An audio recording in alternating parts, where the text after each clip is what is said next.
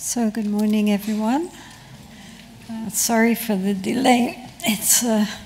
We had a radio interview this morning, and then the traffic and the diversions and everything. So I hope you've been sitting quietly contemplating your mind in the meantime, because the next paramita, I think, which he is doing is about the mind. So, as I say, he is following through the paramita, or the qualities required for complete Buddhahood. So we started with generosity, then ethics, patience, and effort. The last part being the supreme effort is letting go of activities. It's not a matter of being more and more busy, but actually going beyond our ordinary ego-driven effort to a whole different level at which it looks outwardly as if we're completely effortless. So the next is supreme concentration is not altering the mind. So again, he's taking everything and twisting it round from our ordinary ideas of what it means to be concentrated. Basically, there are two approaches to dealing with the mind from the point of view of meditation. One is the controlling method. Both, not that one is better, one is worse, but there are different approaches which can be used at different times. And so the one which most people are more conversant with is the more controlling program, where we try to train the mind to be more single-pointed, focusing on a single object, either the breath or a pebble, or the mind itself as it moves, or whatever. The idea is to bring all our mental faculties to one point and just let go of everything else and just be completely focused on one thing. So this restricts the attention. It becomes like a laser beam and just cuts through to the single object which we are using for our concentration. So that's the control program. It's very helpful because it trains the mind to, as the moments of being conscious, of being mindful increase, then the moments of being distracted naturally decrease. Because according to Buddhist philosophy, although our mind moments are moving with extraordinary rapidity, we cannot have two thought moments occurring at the same time. So as a result, the more mind moments of awareness, of concentration, the lesser moments of distraction. So therefore, the tighter and the more focused our attention, naturally, the background noise begins to abate and quieten down. The rush of thoughts begins to slow, and everything becomes much quieter paced, like a stream which slowly is flowing slower and slower, as our ability to be completely present and aware and conscious increases. So therefore, this is, again, as I say, it's a sort of control model. We're getting our mind really well tamed, well trained. But then the other side, once the mind is nicely tamed and trained, the other side is the relaxation, letting everything go type model. And so this is, I think, what he's talking about here. Of course, I do not know the mind of Atisha, alas. But he says the supreme concentration is not altering the mind. So what he's meaning, I think, is that in the beginning stages, we have to make efforts to get our mind concentrated. The mind naturally wants to run all over the place. And so it takes a lot of discipline to say to the mind, no, stop messing around, you're going to concentrate now, this is concentration time.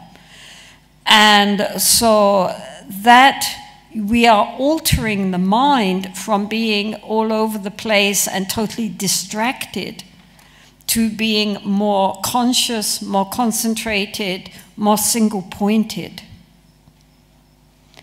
But once the mind has been trained to that, in other words, once we come in contact with this quality of our mind, which is called in English this awareness, once we really become conscious, which normally we're not because we're too busy being swept along by our conceptual thinking mind. But once we develop that quality of really being able to observe and look and be conscious of what's going on in the mind, then we don't need any more to change anything.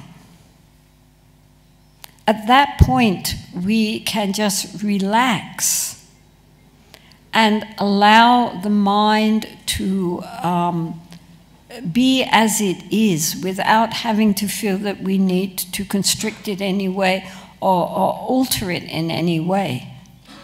So we normally cannot get to that level until we have gone through the control program first, which is why the Buddha very much emphasized shamatha practice, this practice of making the mind more calm and more clear and single-pointed.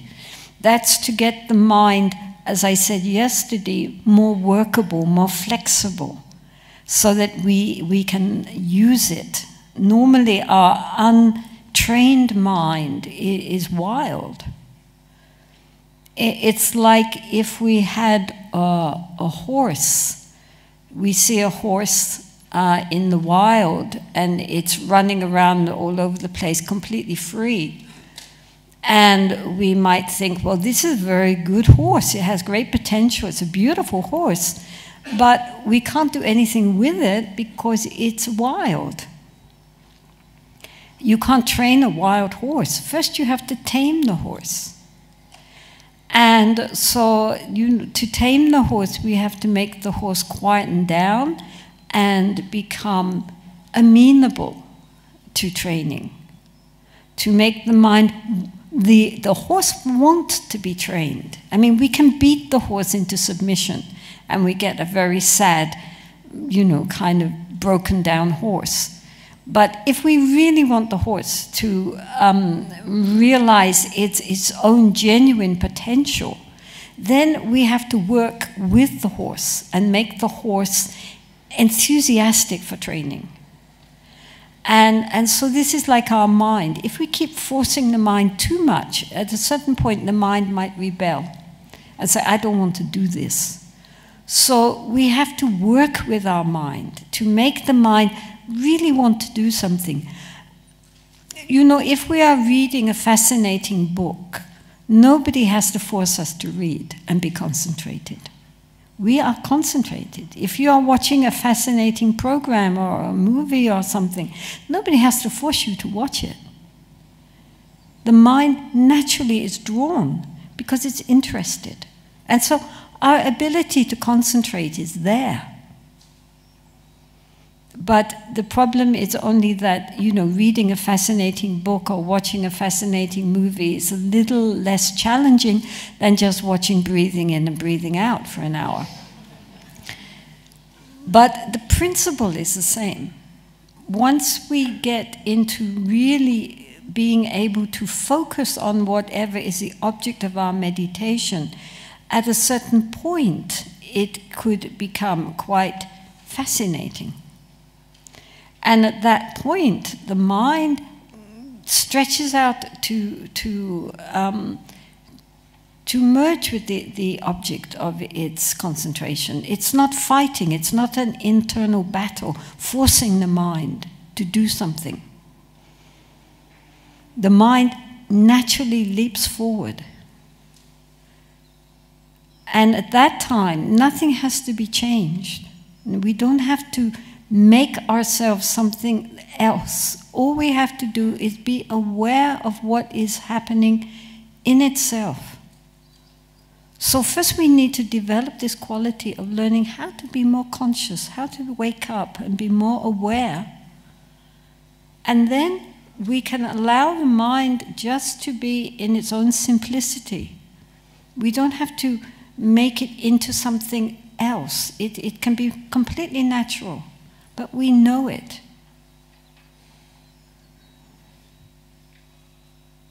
Sometimes people think that the object of meditation is to stop thinking. But this is not true. It is a very important part of our humanness that we are able to think. We are not trying to blank out. What use would that be?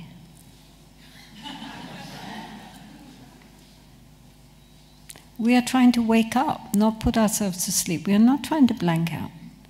What we are trying to do is to, first of all, understand our thinking, our conceptual thinking mind, so that we recognize this is not who we are.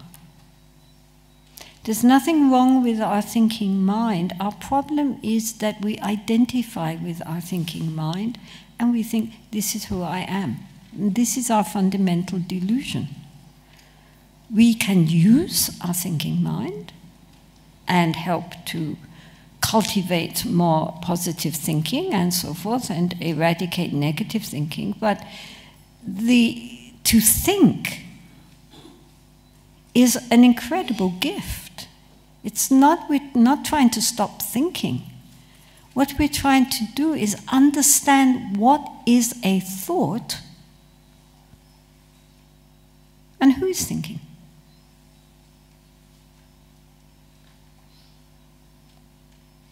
Because everything which we do depends on thinking, almost everything, including our experience of our so-called external reality. It all depends on our interpretation in our mind. And we are constantly thinking, evaluating, remembering, planning, caught up in all our emotional tumults and in our opinions and our judgments and our ideas. Chatter, chatter, chatter, chatter, chatter, chatter, chatter. We swim in an ocean of thoughts. So the question is, what is a thought? Because our problem is that we identify with our thinking and we solidify our thinking. Because we think it must be true. This is why people go to war. What I believe is real, and you must therefore, if you don't believe that, you're wrong. But all our beliefs, all our ideas, all our judgments, all our identity depends on thinking. But very rarely do people ask themselves, what is a thought? What does it look like? Where does it come from? Where does it go to? What is it? There we are, fish in the ocean. We'd never examine what is water.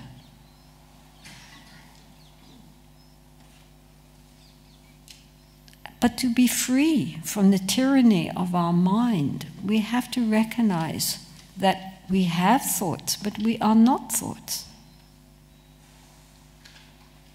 And then comes the next question. Well, there is the awareness of the thoughts, but what is aware?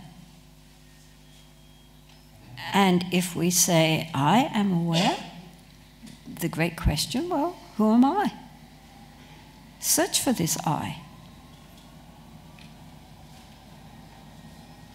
And so this is what meditation is really about. It's about waking up to the true nature of what's going on inside us and beginning to see how we fabricate our reality the whole time. We don't see things as they really are. In all Buddhist schools, there is this technical term, seeing things as they really are. And that's what we don't do. And so meditation is for bringing us back to the very fundamental nature of the mind and to actually recognizing what's going on inside us while it's going on. That's the only way that freedom lies. So for that we have to see. We don't have to alter anything, but we have to see the situation with genuine wisdom and clarity. That's what meditation is really all about. It's about seeing.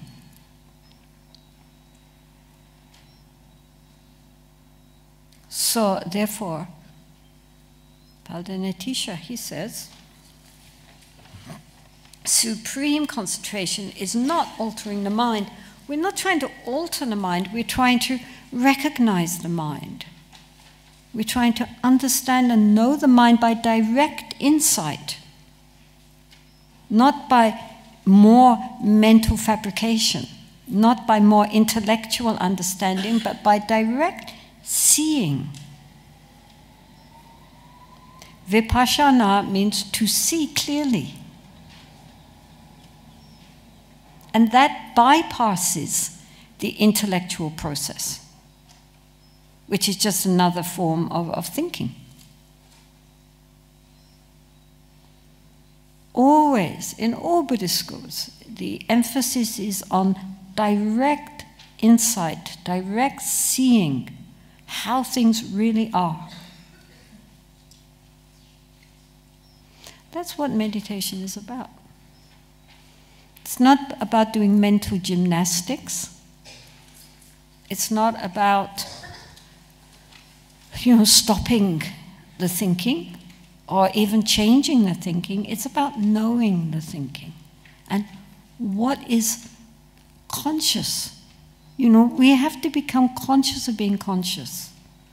We have to be aware of that awareness which pervades everything. As I said yesterday, awareness, genuine awareness, non-dual awareness, is compared to space because it's all-pervading but ungraspable.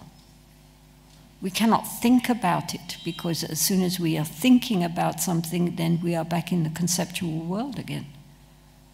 And we're back in duality. But it's the foundation of who we are. It's not something we have to go out and attain. What we have to do is recognize. And once we have recognized this fundamental, primordial awareness, which is the very basis of our being, then we have to learn how to sustain that more and more, not just glimpse. How to make it really a part of our essential nature during as much of the day and night as we can manage. But this, as I say, it's not a matter of changing the mind, it's a matter of recognizing the mind, understanding the mind, seeing it clearly. So genuine meditation, as we were saying, is not just about making the mind blank. Absolutely not. It's about waking up. Waking up from the dream of our essential ignorance. We just don't see things properly. And that, with the waking up comes freedom. The other underlying pattern is the idea of freedom, of release, of letting go the burden, as the Buddha said. There's a sense of liberation.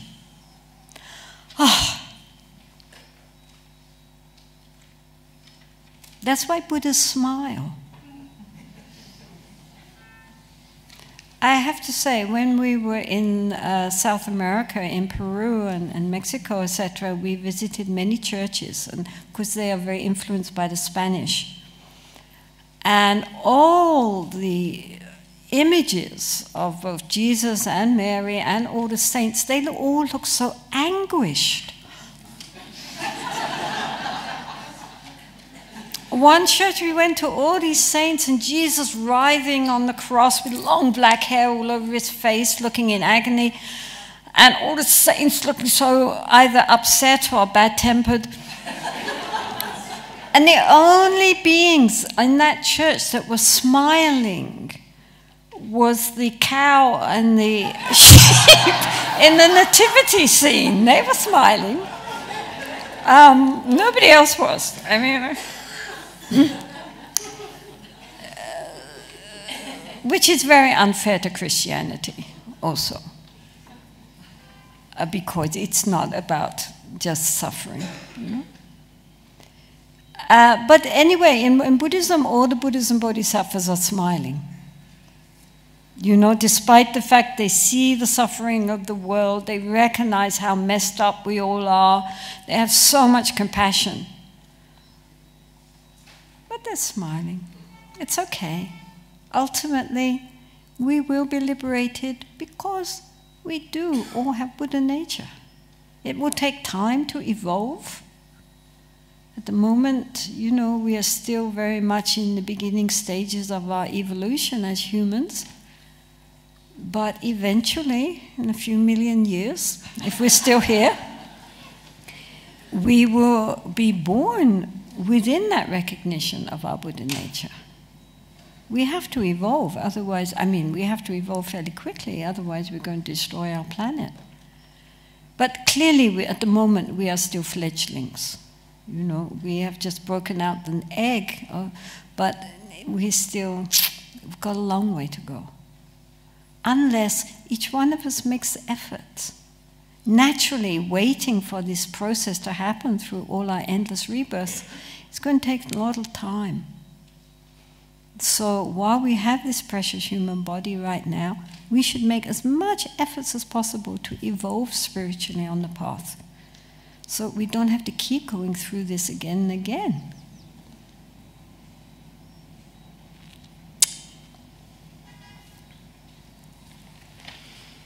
Okay, so the supreme wisdom is not to grasp onto anything as the self. So,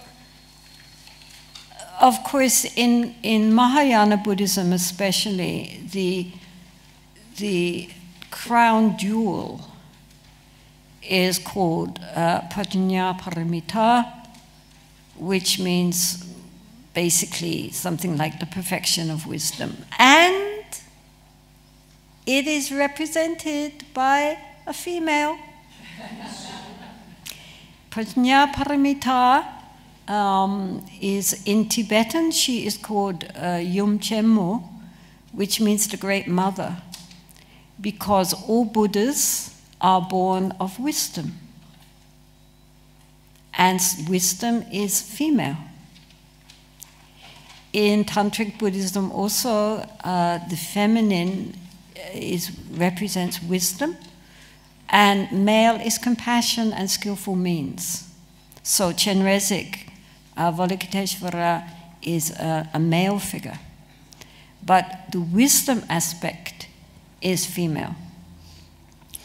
And so there is a very famous statue, a Javanese statue of Prajnaparamita.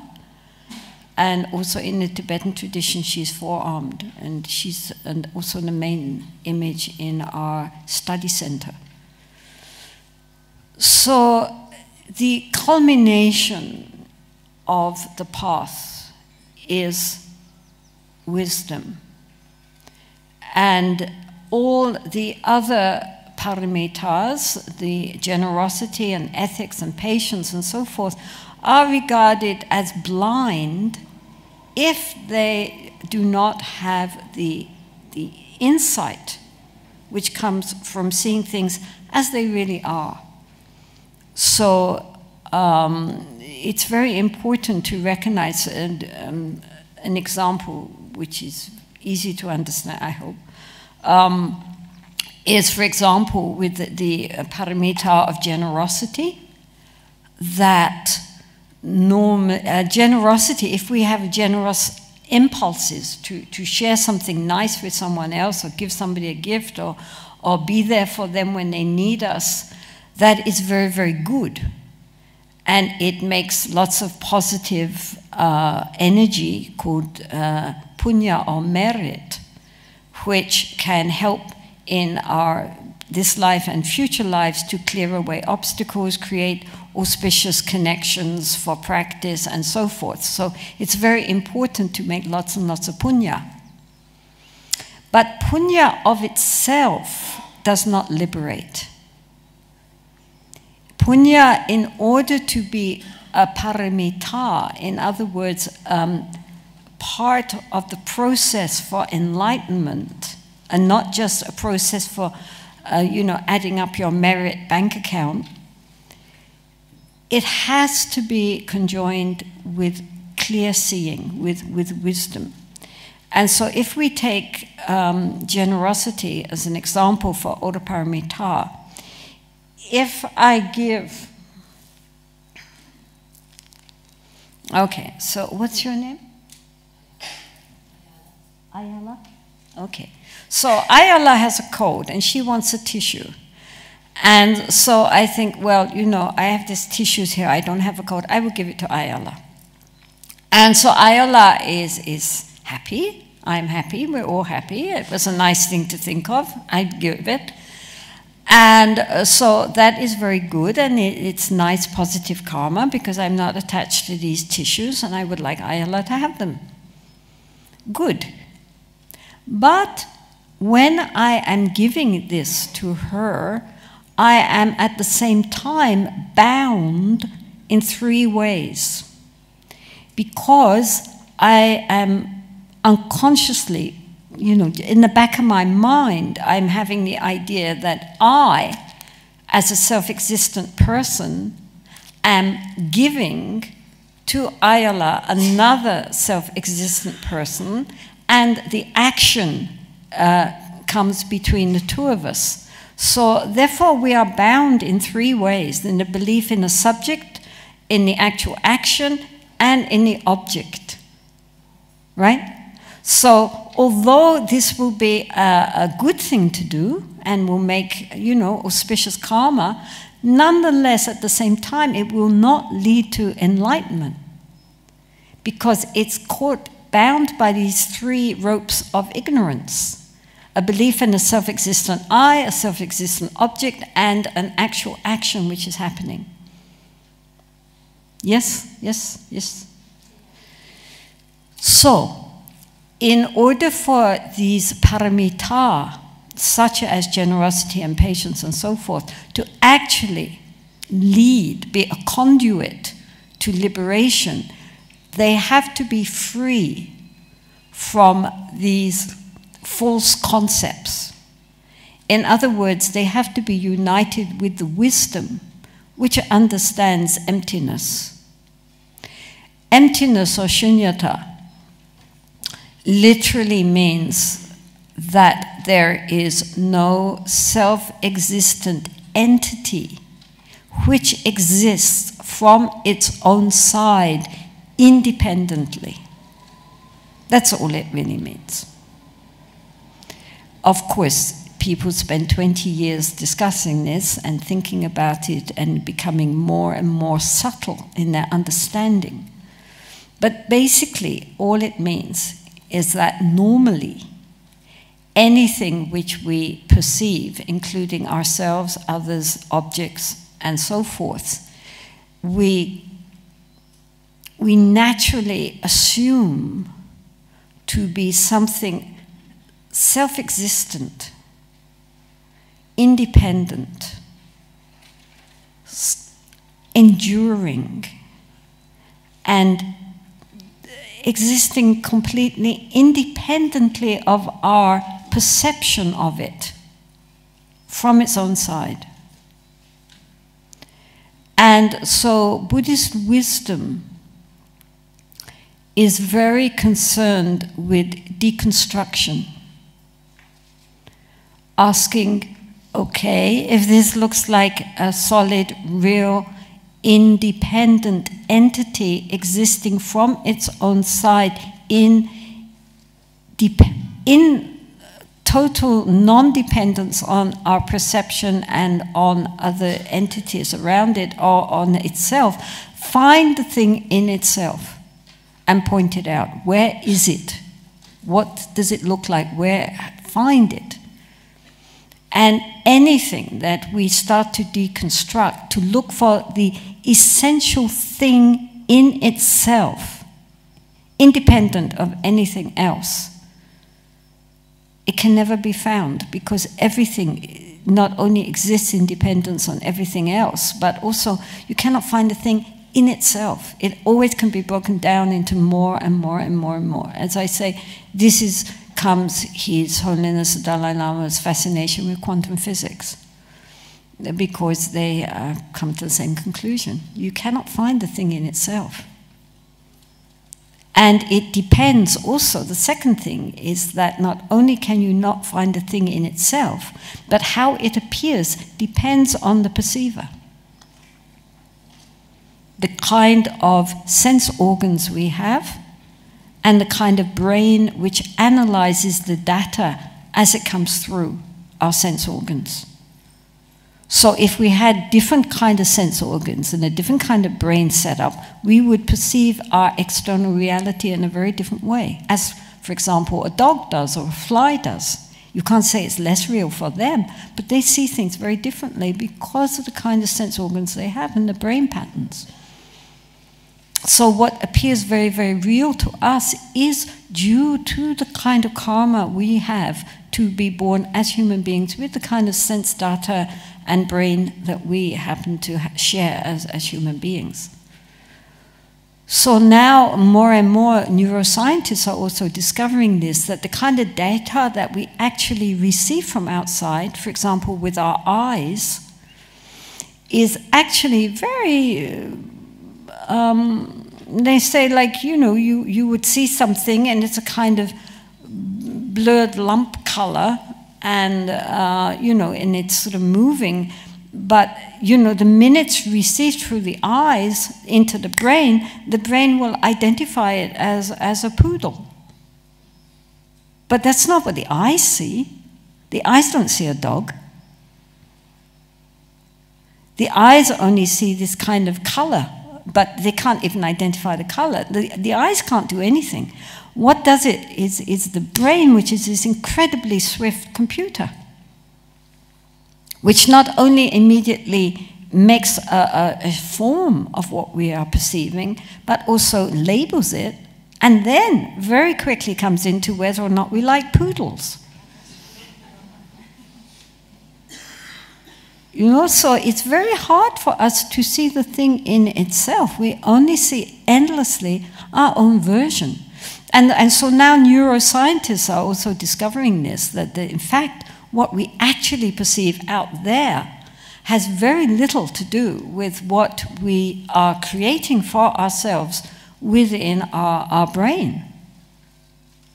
And this has always been known in Asia, which is why our world is compared to a rainbow, a mirage, an illusion, a dream, always the idea that it's something which is actually quite intangible when we look for the thing in itself. It appears because of causes and conditions, like a rainbow or a mirage, but when we try to grasp at the thing in itself, the actual thing, it keeps receding. We cannot find the thing in itself. And this is what, in shorthand, in Buddhism is called shunyata, or emptiness. It doesn't mean that nothing exists at all, of course, but it means that it doesn't really exist in the way that we perceive it through our senses and our mental activity. And that is not only our external reality and other people, but very much also ourselves. When we start to look for ourselves, it's like peeling off layer after layer after layer, but you cannot get to something which you say, this is me. In the Chittamatra system, there were many philosophical systems in India up until around the 13th century, when Buddhism was eradicated in India. And these were taken into Tibet, which is why Tibet has such a very rich tradition, which it received both intellectually and from the point of view of the practices from India. And in the early years, in the 1st century, there arose a great philosopher called Nagarjuna, and then his forebears, Aryadeva, Chandrakirti, and so forth. And they devised what is called the Madhyamika, or middle way school, which was very much based on the Prajnaparamita Sutras. Many of you know of the Heart Sutra and the Diamond Sutra, but there are many Prajnaparamita Sutras. And so his analysis of reality was very, very profound. And many centuries later, in the 9th century, in fact, in India, Shankaracharya, the great Hindu, what can we call him? Well, anyway, he revised Hindu philosophy and set monasticism. And, but he also founded his views on Nagarjuna. Then a few centuries later came up another school based on other sutras, which was started by someone called Asanga and his brother Vasubandhu. And this, in the Tibetan tradition, is considered to be the third turning of the wheel, and is more concerned with consciousness. It's called the Chittamatra school, or the Yogacara school. And it deals much more with the internal reality and the levels of our consciousness. Now, in the Chittamatra school, normally in Buddhist schools, we have 6 consciousnesses. That is the 5 sensory consciousness, eye consciousness, ear consciousness, and so forth, and the mental consciousness, which puts them all together. But in the Chittamatra school, the mind-only school, they postulate 8 consciousnesses. One, the 6 consciousnesses, which is for general Buddhism.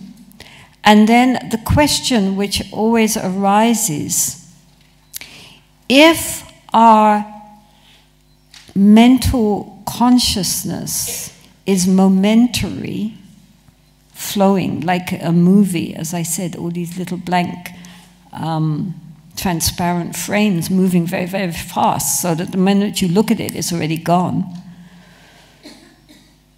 Where is stored our memories and our karma? If every moment of mental appearance is already dying the minute it arises, where I memorize something today, I remember it tomorrow. I can remember Latin poetry I learned at school. Where does that live? All the infinite zillions of karmic seeds which we have planted since beginningless time, where are they? So the Chittamatra school postulated 8 consciousnesses. And the 6 primary consciousnesses, the sensory and mental consciousness, then the 8th consciousness was called the Alaya Vijnana. Alaya means a storehouse, as for example, Himalaya, the Himalayas, the Hima is snow. So they are a storehouse of snow, the Himalayas. Alaya Vijnana, Vijnana means consciousness, so it was the store consciousness. And the idea was that this is like, if we think again of the ocean, then the surface consciousness is the waves on the ocean. Then you go down through deeper and deeper levels where, as I say, we meet with friendly dolphins and beautiful goldfish, but also sharks and monsters of the deep, as we go down and down and down through the levels of our consciousness, until finally we hit the bottom, where everything eventually sinks. And this Alaya Vijnana is like, I mean, it's like a computer really. It stores, there's no space in which it's stored, right? And yet, if you want to access it, you just, key in the right thing and up it comes. So this store consciousness was regarded as being where all our memories and all our karmas are kept. And so then in the Tibetan, they didn't translate it as a store consciousness. They called it the kunji, which means literally the all basis, or the foundation of everything, and is sometimes translated as substratum consciousness. Anyway, it's considered to be underlying all our other consciousnesses. Now, so you have the 6th consciousness, which is here, and then the 8th consciousness, and they kind of interlink, and between the two of them, they kind of influence each other, is the 7th consciousness. Now, the 7th consciousness is in Sanskrit called the Klishtamana Vijnana. The Klishtamana Vijnana means an afflicted mental consciousness.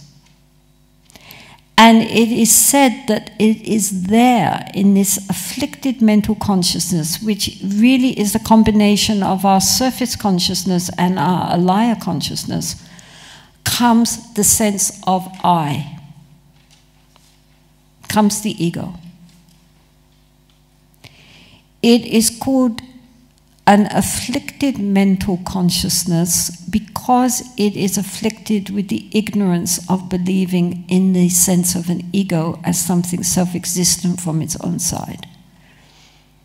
But the activities which generate from this afflicted consciousness, which basically is this sense of me doing everything, is karmically neutral, even though it's an afflicted, ignorant consciousness. Nonetheless, it's karmically neutral because though we do, negative things because of ourselves, when we are contaminated with anger and greed and pride and envy and so forth, when we have, a negative states of mind, then the ego creates negative karma. But the ego also creates positive karma. It's the ego that wants to be kind. It's the ego that wants to be generous. It's the ego that wants to practice the path. Right? I mean, we don't start egoless. We start with the desire to do these things, and this desire to do these things, even though ultimately they may rise from a very deep level of our being, nonetheless what carries it on is me. Right? You understand? So therefore this consciousness, which is dominated by the sense of I am doing this, I am thinking this, in my opinion, I remember that although it is essentially ignorant and blind, nonetheless is what we are working with on the path. We have to take our egos with us until we get to the point of the dissolution of the ego. So therefore, wisdom in that system is dissolving the seventh consciousness and looking at the flip side of the alaya consciousness. In the Dzogchen Mahamudra, when they talk about the alaya, there are two kinds of alaya. One is this base consciousness, which is the repository of all our memories and our karma. But the other side is represents the ultimate reality, the ultimate nature of the mind, the Dharmakaya. So it's this, as I say, is another system of thought. In the Tibetan system, they don't philosophically talk much about it. They're very enamored of the Madhyamaka. But nonetheless, in actual practice of the Tantras and of Mahamudra and Dzogchen, they are all actually based on the Chittamatra program. They are not based on Madhyamaka, really. And for example, they always talk about the 8 bodhisattvas represent the 8 consciousnesses. Well, you know, the 8 consciousnesses come in the Chittamatra system. And Dzogchen, Mahamudra, and Tantra is all based on the realization of our Buddha nature. Well, Madhyamaka doesn't talk about Buddha nature. So very much the Chittamatra is there, even though philosophically it's not much acknowledged.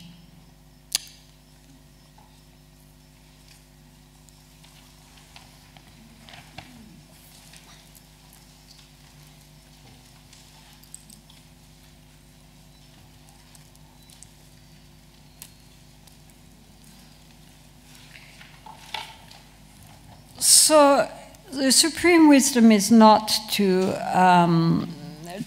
grasp onto anything as a self. So self means that we don't grasp onto anything as being self-existent, independent entity from its own side. The understanding is always that everything arises in interdependence with everything else. We are very intimately connected. Nothing can exist just in itself. Everything, even a pair of glasses, depends on the lens, the frame, the side bits, everything. When you put it all together, then you can call it glasses. But if each part, if you look at it, then you can subdivide it and subdivide it and subdivide it down, and we can never find the thing in itself which exists from its own side, totally independent of everything else. I mean, apart from the fact of the materials which it's made from, where they came from, who mined them, who made them, who marketed them, and so forth. I mean, it just goes on endlessly, endlessly, endlessly. Everything interdependent on everything else.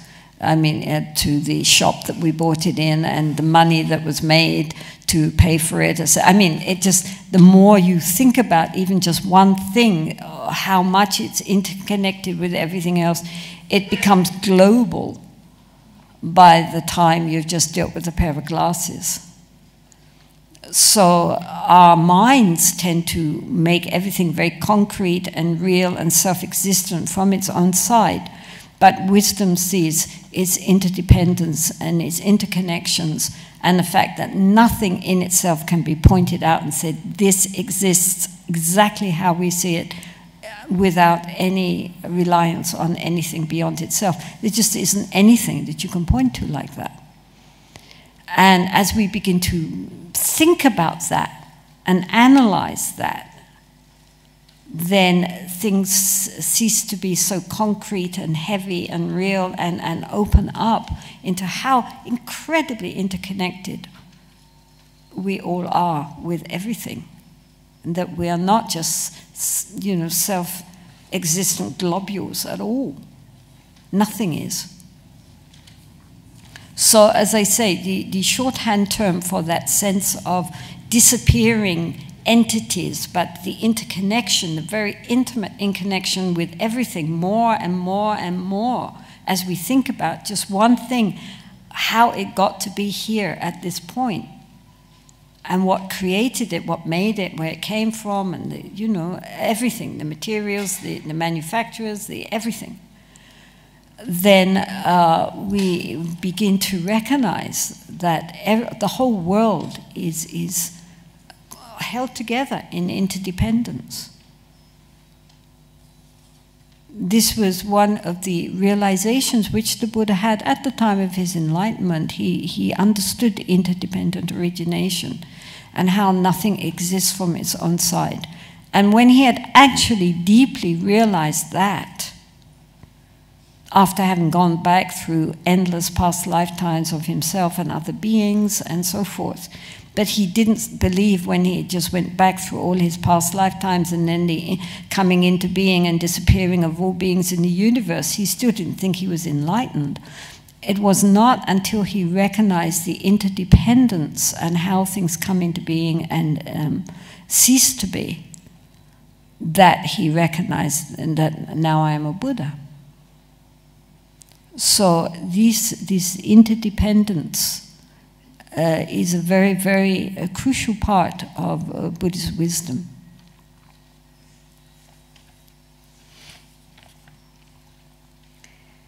The supreme spiritual teacher is the one who exposes our hidden flaws, and the supreme instruction is the one that helps us to strike at those flaws.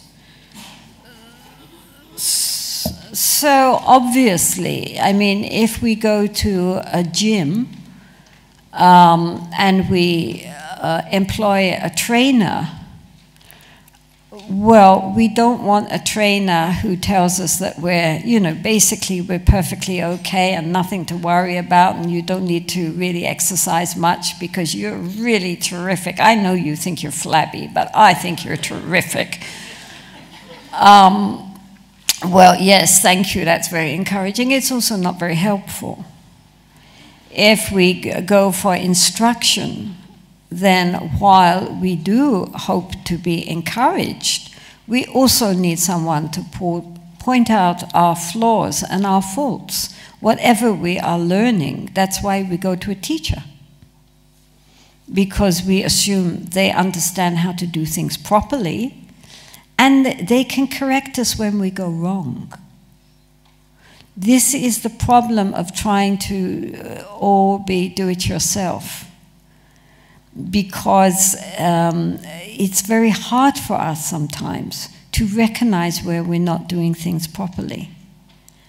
And so, therefore, when somebody does point out our flaws, does point out our mistakes and our weak points, rather than getting all defensive and upset, and he doesn't love me, we are so grateful because we didn't see that for ourselves. We need someone to point out our flaws, to show us where we're going wrong. I mean, even if we're a musician or a sports person or anyone, the instructor's job, really, is to show us where we're not doing things properly and show us how to do it properly. Otherwise, what use are they? And so therefore, he says that the supreme teacher is the one that points out the flaws. In other words, they don't just praise us and encourage us, but they also help us to see where we are weak, where we are not doing it properly, and to correct us. I mean, this is obvious, right? On the other hand, I have to say,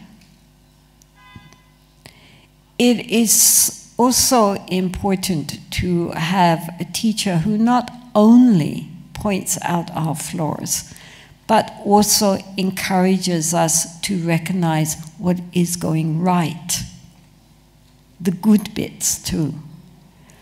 Because if someone is only very critical and very down-putting, though that is helpful, can also lead to very low self-esteem and a sense of, of defeat and depression. If we look in the mirror and all we see are all our faults and we don't see our good points, then we are going to feel defeated before we start.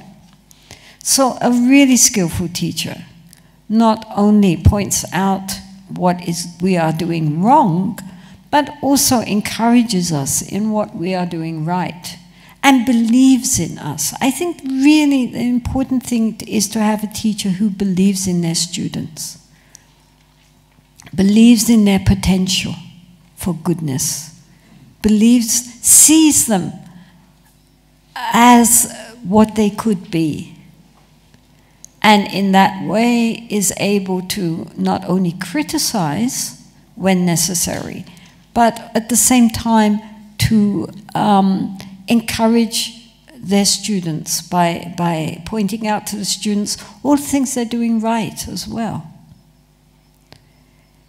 It's a very difficult time for people on the spiritual path, because so many people, even in India, where I live, sometimes I say half the people come to me with a problem because they don't have a teacher, and then the other half come with a problem because they do have a teacher. And so this whole question of teachers is a very fraught one. In the books it all sounds very easy. First step, you find your teacher and then you follow all his instructions and then along you jog, and it's all very simple and all very straightforward.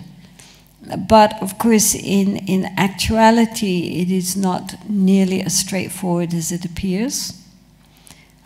For many reasons. Shall I talk about teachers?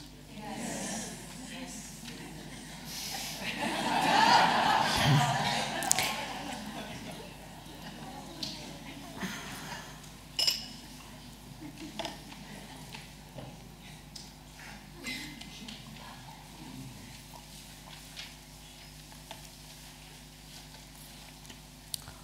Obviously, in order to accomplish any skill with the least possible mistakes, we need someone who themselves are highly qualified in that skill to guide us.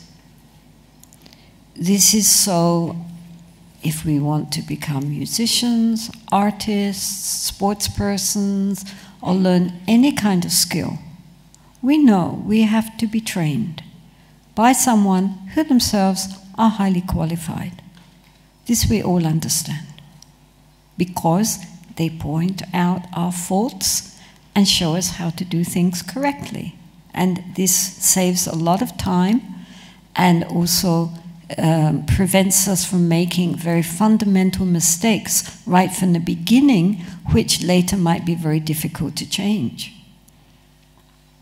So we know this even in our daily life, that we need, if we are going to accomplish any skill, we need a qualified guide.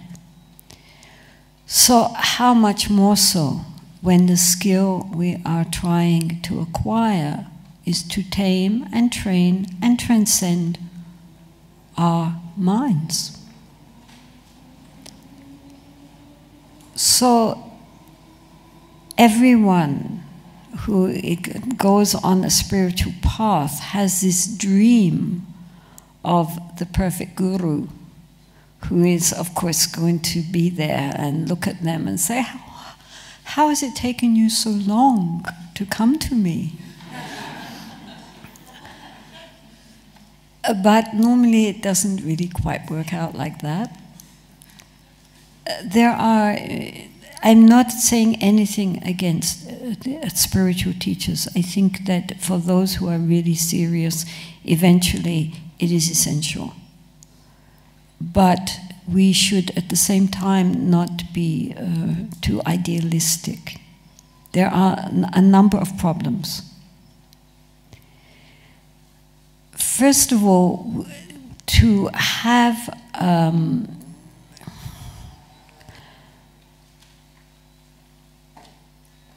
it is very important that the student should trust the teacher. That we have to trust that the teacher really does know what they're talking about. This is why I never set myself up as a guru, because I know I don't know what I'm talking about. I mean, I'm being honest. You know, many people come and say, please be my teacher, and I always say, no, I don't accept students, because I know I'm not qualified. And I could never take that incredible karmic debt of trying to guide other people when I myself do not know. So, a genuine teacher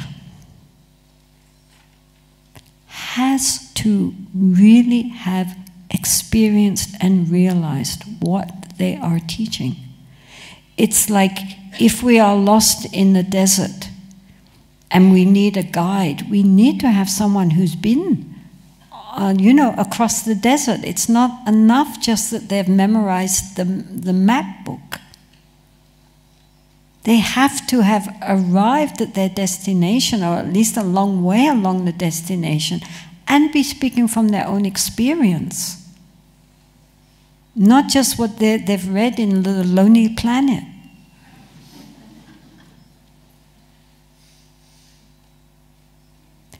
And so, first thing is that we have to really trust that the teacher really knows from their own experience the path. Because we have to really trust them and their guidance. And this is not so easy, and especially nowadays.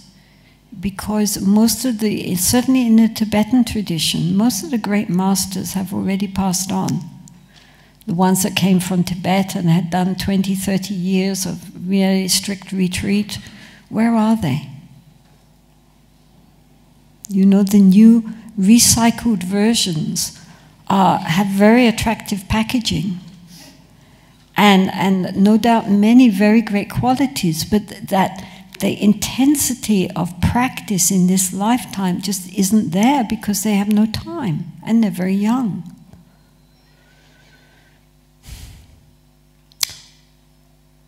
On the other hand, it is not always, unless we are really, really going to be,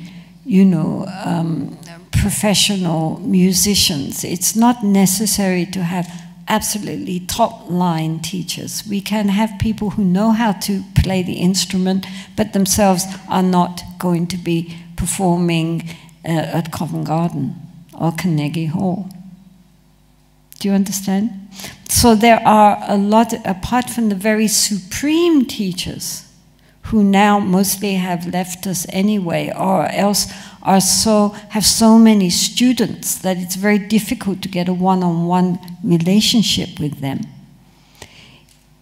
There are nonetheless teachers who, although they are not, totally enlightened, nonetheless have had experience, have studied, have practiced, have definitely gained some experience and realization, enough.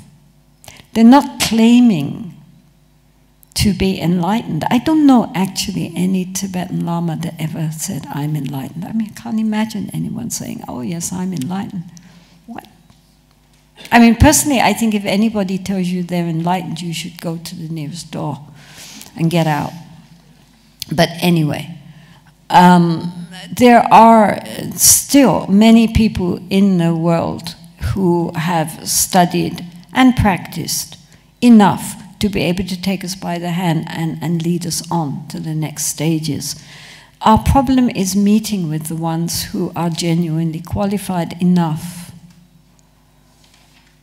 I think a lot of that really depends on our karma.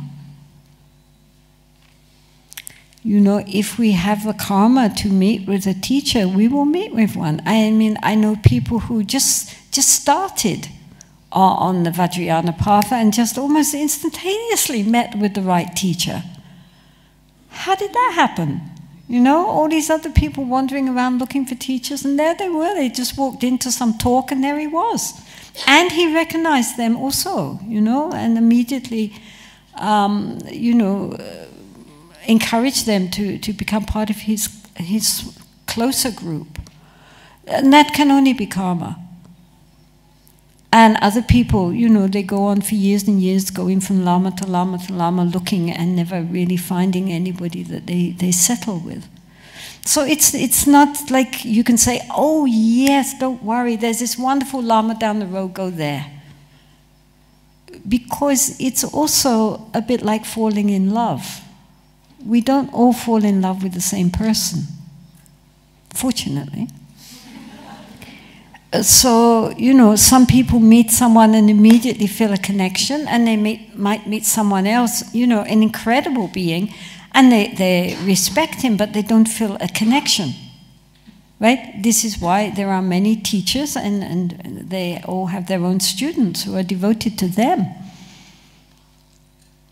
My feeling is, I mean, also, one might have had a very close connection with some teacher in a past life, but that teacher is not available now. They might be in some other realm.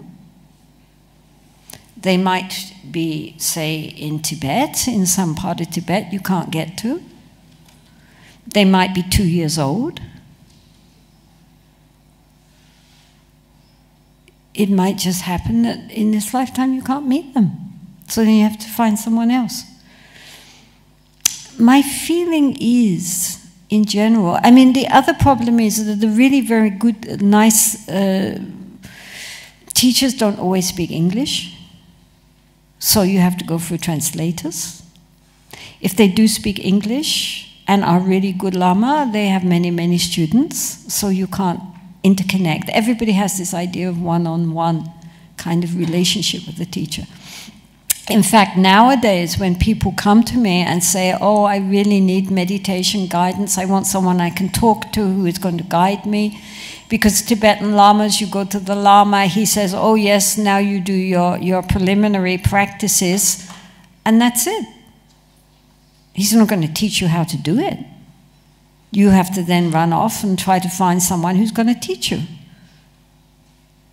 So it's very difficult for people. So often when people nowadays come and say, I would like some personal guidance and direction, I'm sending them to Burma.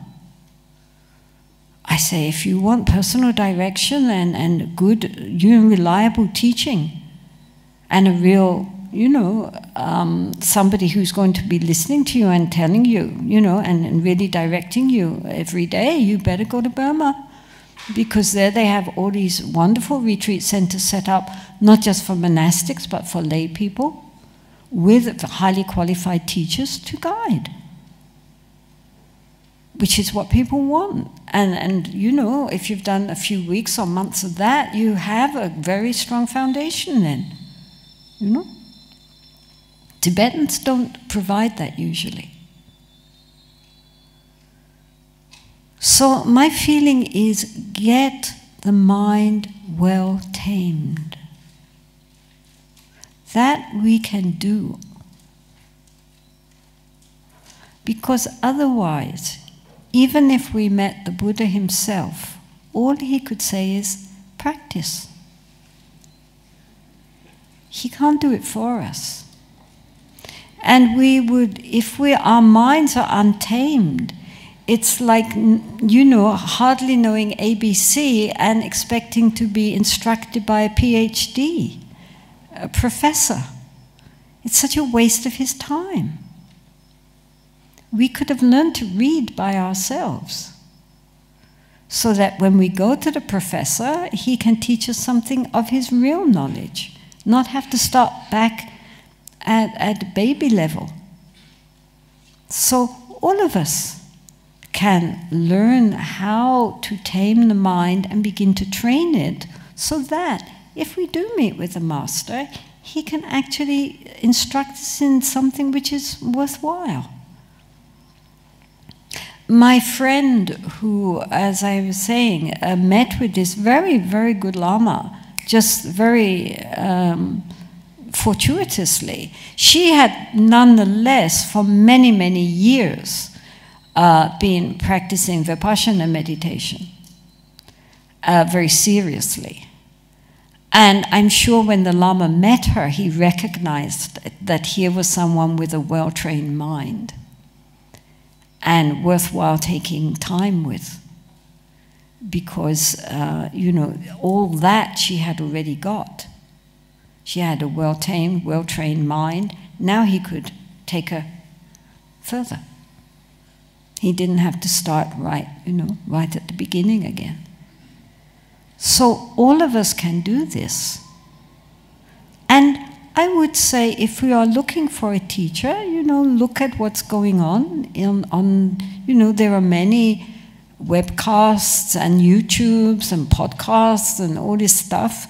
Look around. Pray. Pray to all the Buddhas and Bodhisattvas of the universe. Pray to Tara. To, if the causes and conditions are there, to please help to find a teacher who can take us on the path. But don't put off practice until you find the perfect teacher. Even there are, you know, there's not perfect, but you know that everybody has something to tell us if we are open. In a little while, Elizabeth is going to be talking about her teacher, Alan Wallace, who himself started practicing when he was very young, and he became a monk for many, many years. I first met Alan when he came with a friend to visit me when I was living in the cave. At that time, he was still rather a little bit uptight monk, but very knowledgeable. And he studied Buddhist philosophy for many years. He also did a lot of practice. He's very close to His Holiness the Dalai Lama. And then he also went to Sri Lanka and other places to study Vipassana meditations, and took a degree in some obscure thing. A PhD in America, and now he has been also teaching very much on getting back again to the shamatha, to the calm abiding meditations as a foundation. Because if our minds, as I say, if our minds are not workable and flexible, then even if we gain insights, they don't last. It's very important that our meditation descends from our head into the center of our being, and at which point our mind completely merges with the practice. When that happens, then any insights which we gain will automatically transform our consciousness. If we don't do that, then although we might get sparks of great insight, it's still up in the head, and it's not enduring. As soon as people leave the retreat place, it all sinks again. So this is why the Buddha himself very much emphasized deepening the shamatha practice, so that the mind is very, very supple and workable, and then whatever later insights we gain will be transformative. And of course, nowadays also, Alan is very involved in the termas of Dudjom Lingpa, who was a great 19th century treasure finder. And so he is also giving many courses now on the Dzogchen form of meditation. So Elizabeth will talk more about that in a minute. But he is also an extremely reliable teacher. I mean, he really has himself studied and practiced almost all of his life. And again, I often send people, if they can afford it, to his retreats, because they gain also a lot of really very, very important training from doing his retreats. He knows how to present the teachings in a way which is very helpful for Western minds. He combines the two very nicely. So, as to a teacher, look, but in the meantime, keep practicing. And beware of false teachers. Let us not be naive, because at a certain point, not at the beginning, and indeed the Tantras say we could spend up to 12 years examining the teacher before we accept them. So, in other words, it's not a matter of just immediately accepting. I mean, you could, but it's not necessary to do that. You don't have to feel that you're being disloyal. Look at that teacher. His Holiness the Dalai Lama himself says that as much as possible, we should examine what the teacher is like behind the scenes. Not when they're sitting on their throne wearing their fancy hats. But how are they to ordinary people, to their assistants, to the people around them, to people who are not wealthy sponsors, just ordinary people? How do they treat ordinary people in everyday life? This is very important. How are they behind the scenes? How do they treat women? That's an important one. Because once we absolutely accept that person as our teacher, it's not just for this lifetime, but it's until enlightenment is reached in all our lifetimes. And we have to absolutely trust that they are totally non-exploitive and absolutely motivated by wisdom and compassion alone. So, what is their reputation?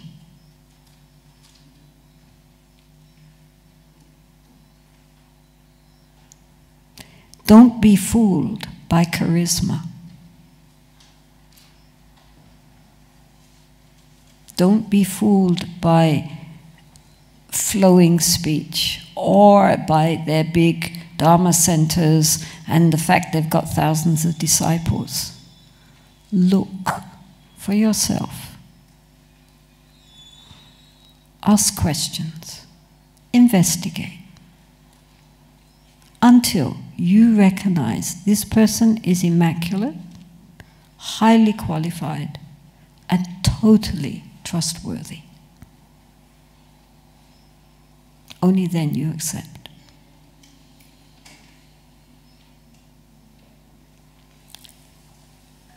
So,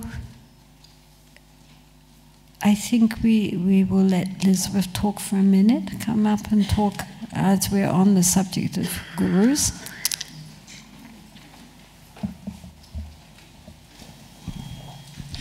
Well, thank you so much. You've said more than I would have said at this point, but we are having Alan Wallace here for one day on the 2nd of July.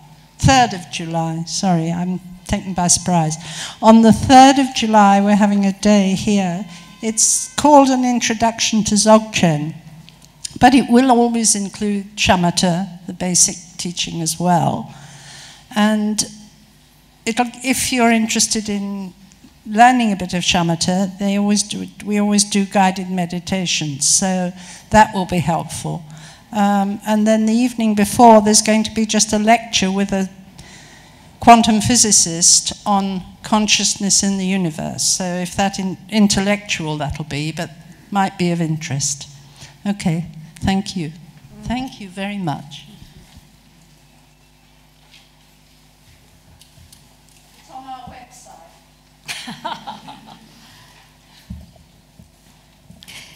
So, yes, I mean, there are good teachers in this world, and it behoves us to look for them. As I say, there isn't a universal teacher. One that appeals to one person might not appeal to another. And it doesn't mean because you go to the teachings of one teacher that therefore you cannot go to the teachings of others. I'm always very suspicious of anybody who says, if you're my student, you mustn't listen to anyone else. The lamas themselves, if one asks them about their teachers, will often name many teachers of many different traditions. The Dalai Lama, for example, names 25 teachers. And including his regents and Nyingma teachers and Kagyu teachers and of course Gelugpa teachers. So, and he has them all up on his refuge tree. You know, he's anything that he learned from anybody, they go up on his refuge tree. He's very grateful to everybody that he can learn from. And so, but within those 25 teachers, of course, there are certain ones who are especially special for him, who are called the root teacher, the Tsawi Lama, and that would be the one who you especially have a heart connection with. But as I say, unless the karma is there, I would go cautiously towards finding a heart guru, and in the meantime be open and willing to learn wherever you can find a qualified teacher to help.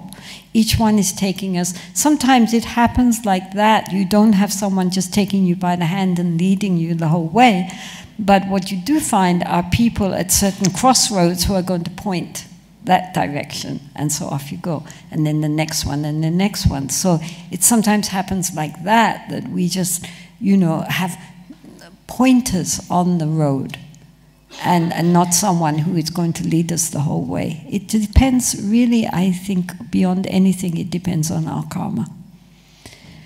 But we should not therefore make an excuse that I'm waiting for the perfect teacher before I start to practice. I mean, I've met other people also, but one person especially I'm thinking of when I lived in Italy, and he was sure that his, you know, the perfect guru was just waiting for him, but he hadn't met him yet.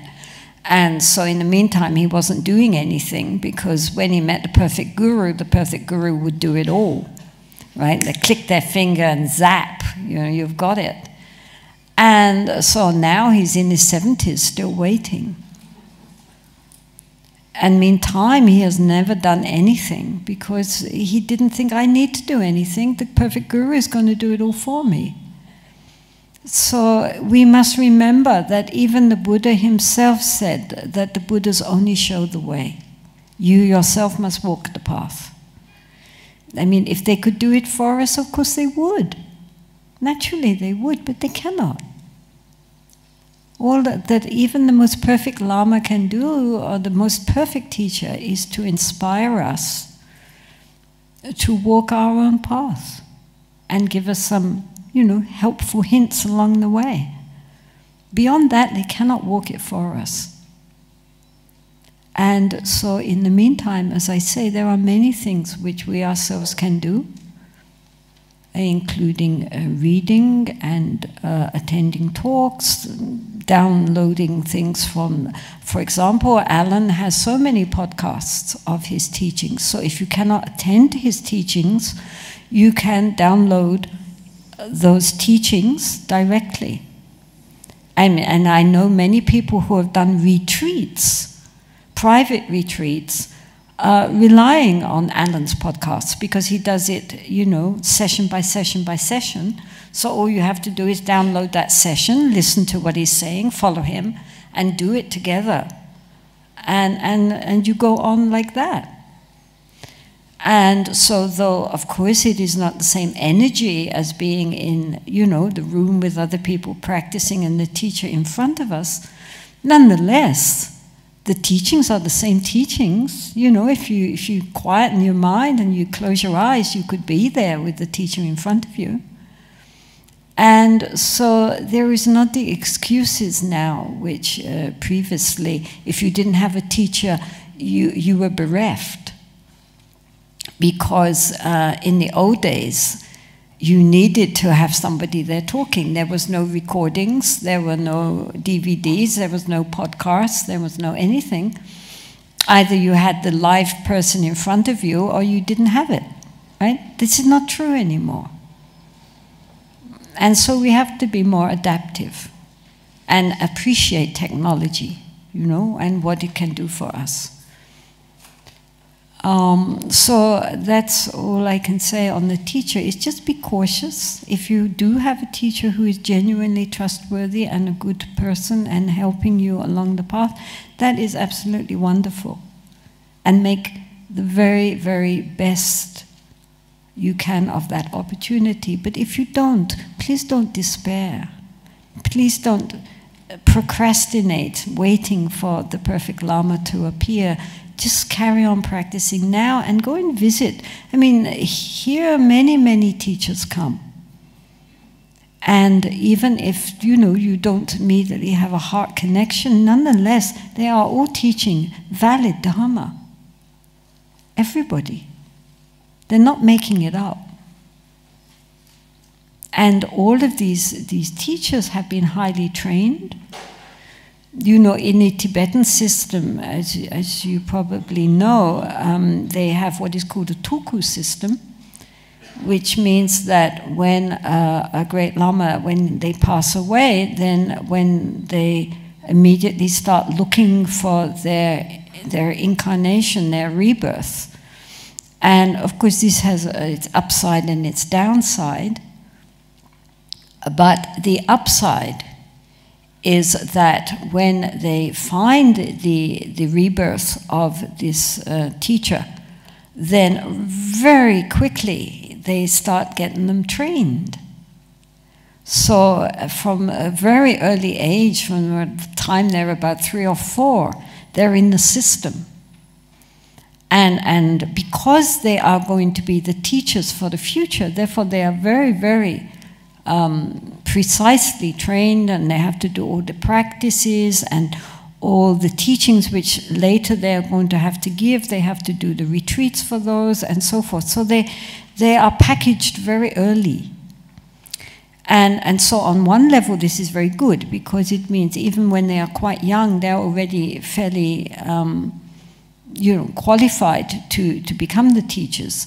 The main downside is that therefore ordinary monks often get overlooked because they never considered that they would be teachers. Only tulkus are teachers. And so it's a little bit of an unfair system. But nonetheless, it does produce very superlative masters at a very early age. So this is the way the Tibetans have always done it. And so there are, even now, when the great masters have passed on, most of them who came from Tibet, nonetheless now, because of this system, they have all got reborn, of course, and have already been, many of them, very well trained to take on their role again. So they are there. They are there. And as I say, I think if one has the good fortune to meet with them, even if they're not your heart guru, it's very good. They have been trained, they do know the system, they have often done some practice at least. So they are reliable. They are not just making things up. And the modern young incarnations are very interesting. Because, you know, to be honest, in Asia, what is admired is that one imbibes and studies and practices the traditional teachings. And what is really, as I say, admired is that one is then able to give out the traditional teachings in exactly the way it has always been given out, but in a nice way. So you can read books which were written 1,000 years ago, you can read them written in this century, and you can't tell the difference. Because they're saying the same things with the same examples in the same way.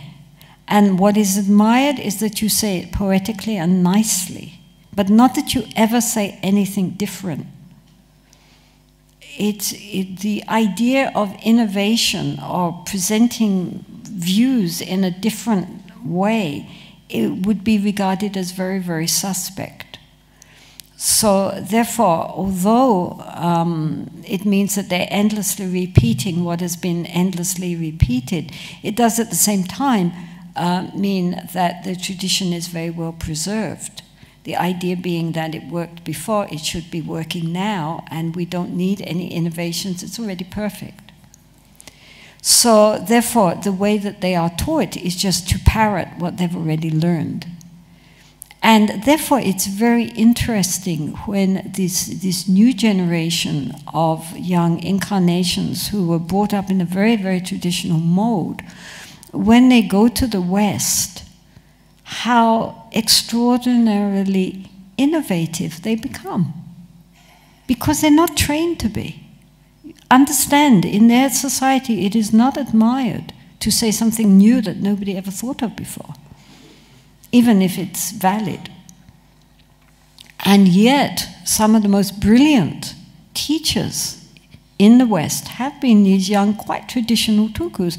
Of course, the obvious example would be Chögyam Trungpa Rinpoche, but many, many others who have come and seen the Westerners and their Western mind and appreciated the potential there, but recognized that the purely traditional way of presenting the Dharma might not be so helpful, and have found ways to present the Dharma very purely, but also in a very new package. The elixir is the same, but the packaging is very different. And I find that very intriguing because, as I say, it's something which they were never taught and certainly never encouraged to do. And I think it is an indication that they really had not only eaten the Dharma, but really digested it, and it had really nurtured them so that they could put it out in a different manner, and it still remains totally authentic. So now the world is full of these brilliant teachers. And they write books, they do, you know, podcasts, they do all sorts of things. You know, it's there now, we can get that. And as I say, all of you are highly educated. This is something also which you maybe don't appreciate. Traditionally, well, first of all, women usually were never educated, which meant they couldn't read and write. But even among the few males who were educated, they were educated in a way that, you know, you sit with the text, like supreme. Supreme means highest. Supreme means best. Understanding. Understanding means that you can comprehend what is being said, that you don't just hear it, but you know the meaning of something. So, supreme understanding means the highest ability to comprehend what is being said. I mean, this is how they read, right? I mean, I just said to you, supreme understanding is to realize the meaning of the selflessness, and going off, assuming you understood that sentence. Do you understand? I don't have to explain to you the word supreme means this, the word understanding means that, and how to put it together. Do you understand what I'm trying to say? You know, traditionally, people don't just pick up a book and read it. It has to be explained to them word to word. I remember one time I was translating a very simple Sadhana text, and there was one word which has multiple meanings in Tibetan, and I wasn't sure in the context what exactly it was meaning. So I asked one geshe, you know, like a doctor of divinity, what does this word mean here? And he looked at it, he read it, and then he said, oh no, I don't know. And I said, well, no, you must know. What's it mean here? And he said, no, I have never studied this text. And I said, no, well, it doesn't matter. It's just a very simple Chenrezig sadhana. You know, reading that sentence, what does that word mean to you there? No, I don't know. I have never been taught it. So, it's very important for you to recognize the advantages you have in the way which you have been educated and brought up, which are not universal. And it means that you can pick up a Dharma book and read it and think about it and comprehend it and put it into practice. Of course, very nice if someone's explaining it, but you don't need it. So really, I mean, the total reliance on a teacher is not as essential for most of the stages on the path as it used to be, where the teacher really had to teach us, take us step by step by step. Now, a lot of those steps we can take by ourselves. So therefore, please don't make an excuse that we are waiting for the perfect teacher to arrive and tell you exactly what to do and how to do it. In the meantime, we can also, you know, do a lot of the preliminary work by ourselves and not waste time. So that even if we never find in this lifetime a genuine heart teacher, we are still walking the road. It's not that we've stopped still, because there are so many. The teacher can come in many forms. It doesn't always have to come as a human being. Even the books say that the teacher can manifest in many, many ways. And they might manifest as a DVD. They might manifest as a podcast. They might manifest as a book. You don't know. Maybe that hearing just that one thing was exactly what you needed at that point. And that was enough. So what I'm trying to say is that, of course, to have a skilled teacher is very, very best. But not to delay and procrastinate and make excuses in the meantime. Because there are so many aids nowadays on the path. And, you know, it's very useful also to cultivate good friends. Which means, again, as we were talking yesterday in the refuge, people who share our values, people who share our basic viewpoints, that we meet together and encourage each other and share together. This is also very important, and especially when we are living in a society which is not, you know, the underpinnings are not any kind of Dharma, any kind of spiritual underpinnings. We therefore need to meet with people who share our values and can encourage us. This is also very important. So basically,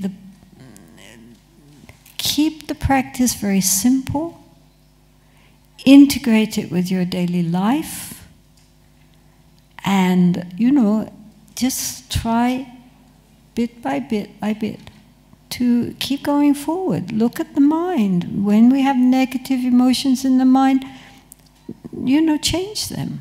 Cultivate goodness. Be kind. The Dalai Lama says the most important thing is to develop the good heart. Well, we don't need a teacher to tell us how to develop the good heart. We can do that on our own. Isn't it? We can all be a little bit more kind, a little bit more considerate, a little bit more, aware of the happiness of others. We can all do that.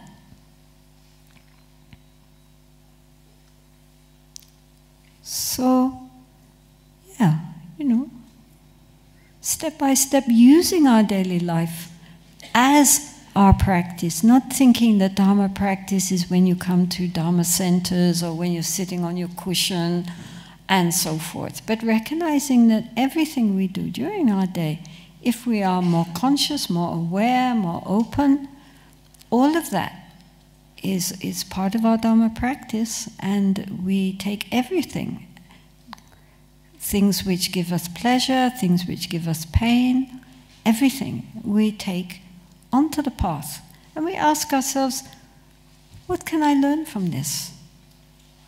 What is this teaching me? Because our life is, somebody said, it's the schoolhouse of the soul. Well, anyway, it's a schoolhouse. Certainly we're here to learn something. So that when we do die, whoever knows when, we can feel, well, we did something meaningful with this life. We benefited ourselves, we benefited others, we didn't just waste our time.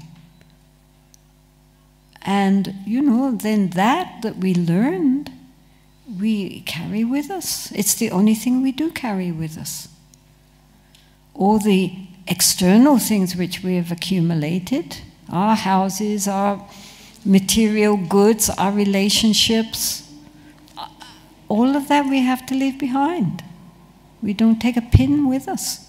But we do take our consciousness, and we do take our karma, and we do take the underlying habitual tendencies which we have acquired. So we should be very careful to take very positive things with us into our next life. That's the least we can do for whoever we are next time. To remember, of course, that if you met yourself next time, you wouldn't recognize yourself. It's not me going on. But the least you can do for whoever it will be next time is to send them with a good package. Supplies for the road. So I think we'll leave it there. It's 12 o'clock and we'll have a break and then come back at 2 and until 4 o'clock. At 4 o'clock we have to close up. And then we will just finish. Oh, I had questions. I forgot questions. Okay, we'll just do a few questions and then we'll break.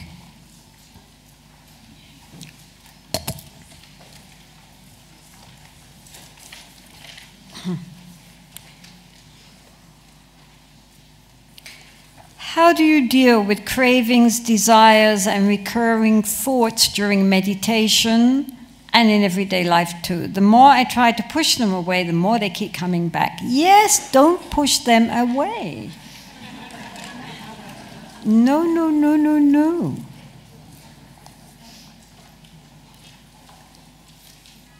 Ignore them.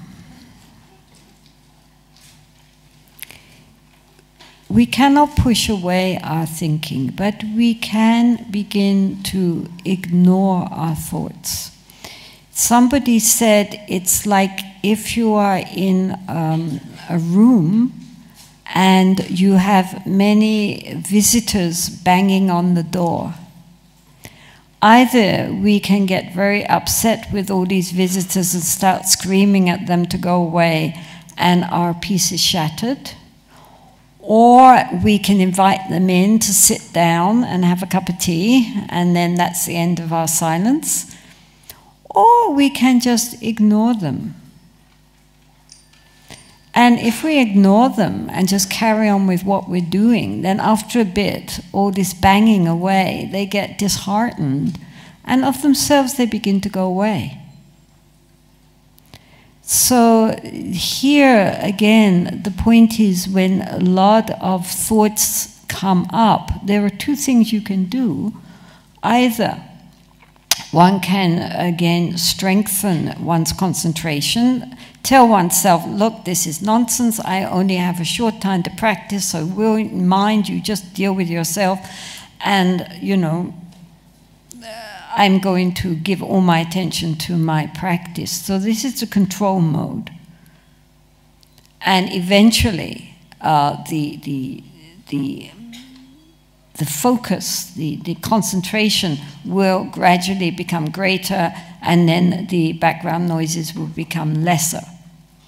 But the other way to do it is just to, as I say, let the mind go blah, blah, blah, blah, blah, blah, blah, in the background. You know, it's like having a television on, right? Either you can watch the television,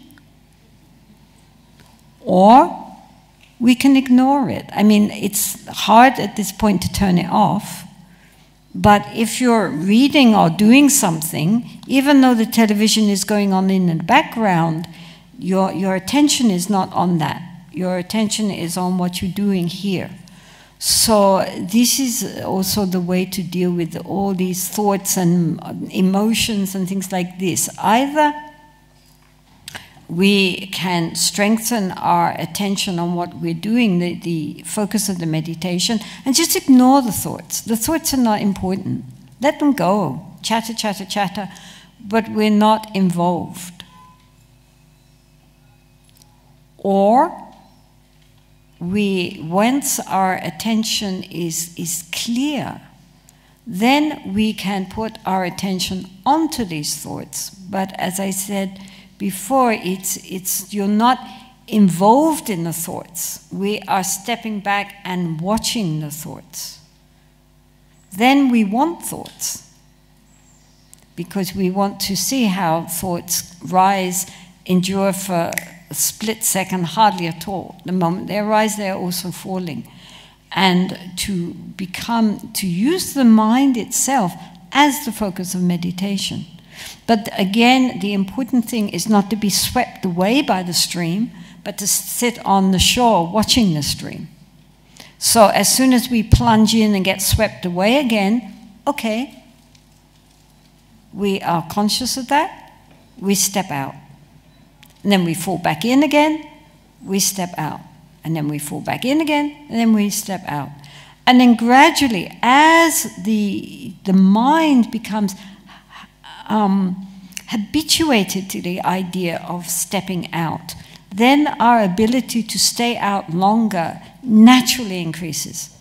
Until finally, as we begin to become more aware of the stream of our thinking, then our stream of thinking naturally, as I said before, the more moments of mindfulness, the less moments of agitation. Then it begins to slow down and slow down and slow down until at some point, if our attention is very, very clear, between the last thought and the next thought, there is a gap. And in that gap, if we are very aware, we will recognize the nature of the mind. So somebody said the Buddhist slogan for meditation is, mind the gap.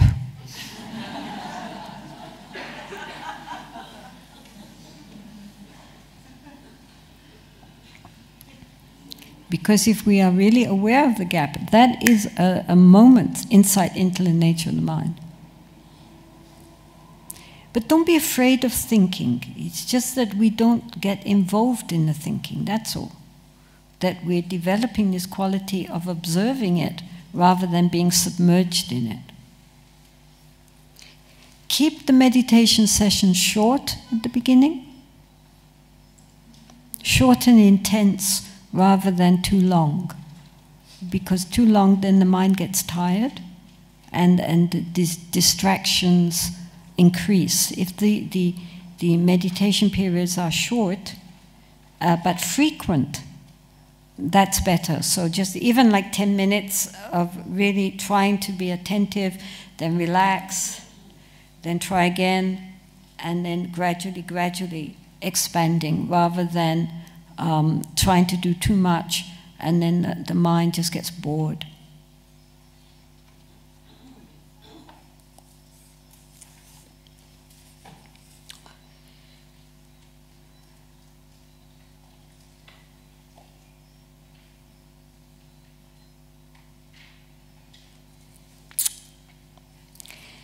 My partner of 30 years remains affected by the same patterns of addiction to extreme anger, alcohol, junk food, and junk TV. Until what point do I see this as a special opportunity to practice? And when do I decide that putting up with these patterns in actuality helping neither my partner nor myself? I think you have to really, after 30 years, you have to decide, you know, how much this is benefiting, as you are asking, how much this is benefiting yourself or him. And make a sane decision on that, you know? I mean, I am not a marriage counselor, but I certainly think if after 30 years they are still a slob, what's the point?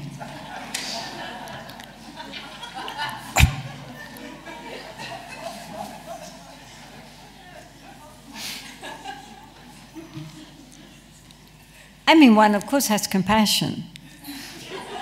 But compassion has to be conjoined with wisdom and seeing the situation skillfully.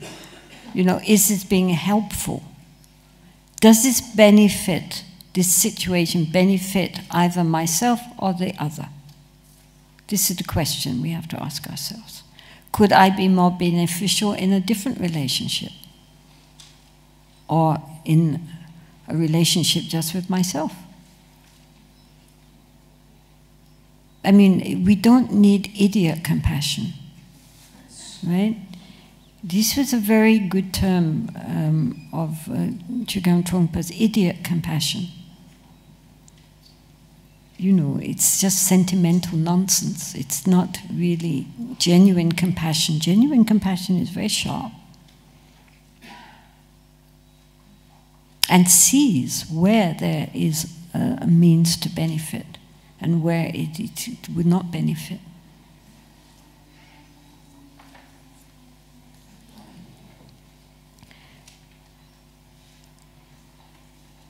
How can we deepen our relationship with Tara and become more like her? What a good question. Yes, well, Tara is, for those who are interested, oh, all right.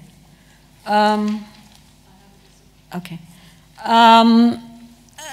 Tara, as I said yesterday, she represents fearless courage. She protects us from the 8 great fears. And she is the embodiment of the enlightened feminine. So many lamas and yogis and men practice Tara. One time when I was in our monastery, we have these yogis who have spent many years in retreat. And so one of them, I asked him, he had his prayer book, you know, his everyday puja book. So I asked if I could look at it. I was very curious, what do yogis do? And the main text was Tara. And I was quite surprised, Achu. And I said, oh, "Oh, you do Tara?" And then he thought, and then he said, "I like her." And of course, she was the main yidam also of Atisha. She appeared many, many times to Atisha. The thing with the female deities, especially like Tara and so forth, is that they are very immediate.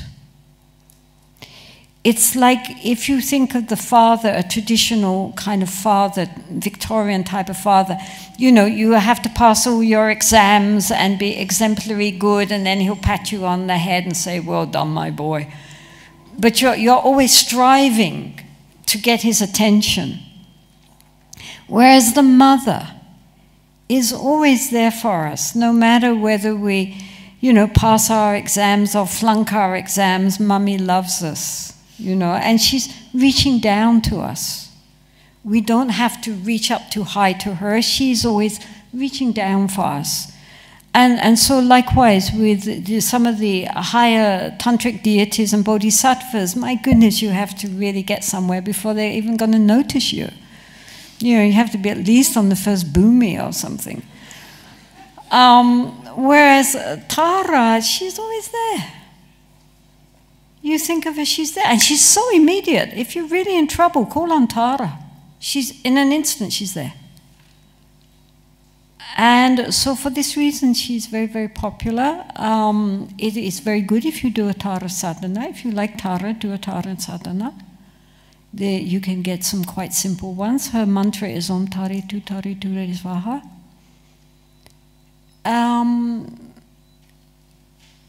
I think more and more, you know, people in the West, they started out with falling in love with all these very wild tantric deities. And, you know, all these higher Anuttara Yoga Tantra practices. And then they discovered, well, maybe not. So, because they take an awful lot of time and a tremendous amount of application to be able to actually accomplish them. And so now I notice more and more and more people are getting into practicing Tara. Because the practice is simple, she's very immediate, she's always there. Once one has taken a Tara initiation and a Tara empowerment, then also one can see oneself as Tara, and this can be very helpful, also for men, I mean, not just women. Especially in challenging situations, you can feel yourself as Tara and ask, in this situation, what would Tara do? And if you really see yourself as Tara, who represents our Buddha nature, right? She's not some deity out there, but she represents the fullness of our genuine Buddha nature, our wisdom, compassion, mind, then spontaneously she would act in a way which is appropriate to the situation. And as I say, she represents fearless compassion. So yes, I mean, I think she's a very powerful practice. In China, of course, and in Korea and so forth, Avalokiteshvara transformed into a female. In Tibet and in India, he's a male, a representation of compassion. But when he went to China, after a while, he became she. And I think it's because he didn't have any female. And despite the fact that wisdom is female and compassion is male, the feeling was that really compassion is also female because of the mother and the nurturing. And so therefore this male figure gradually became more and more female. Of course, sometimes there's a bit of ambiguity. For example, in Korea, you see these Kuan Yin figures are very kind of, but with a moustache. Can't quite decide. But usually in China, she's female. She often looks a bit like Queen Victoria, actually. But in Tibet, Kuan Yin, as Chenrezig, did not become female because they already had Tara. And that was enough. They didn't need to turn her the compassion into a female. They already had the female embodiment in Tara. Somebody said, can you read the text in Tibetan? Okay.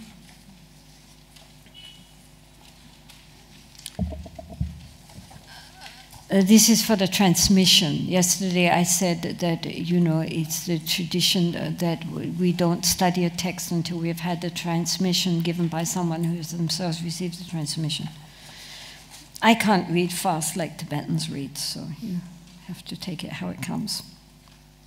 Joshone.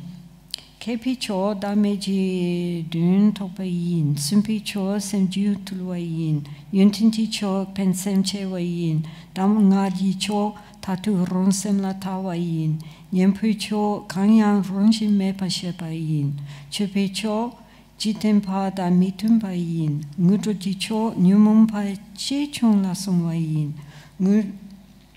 Dutok gi cho dupa che chung la songwa yin, chimpe cho machakpa yin, sutunji cho senshi wa yin, zupi cho mencha zungwa yin, sunduji cho chawatong wa yin, samtenji cho lama chupa yin, shiraji cho kangla yang rong nga zimme pa yin, gewi shinyinji cho sangla gulwa yin, dangagi cho sang tok tu pepa yin, chokji cho drenpa dan sheshin yin, kulmi cho dra ge dan nasa dunga yin, tabji cho chicho mepa yin, pentapi cho chula sumpa yin, pentopi cho chula luna jurwa yin sum.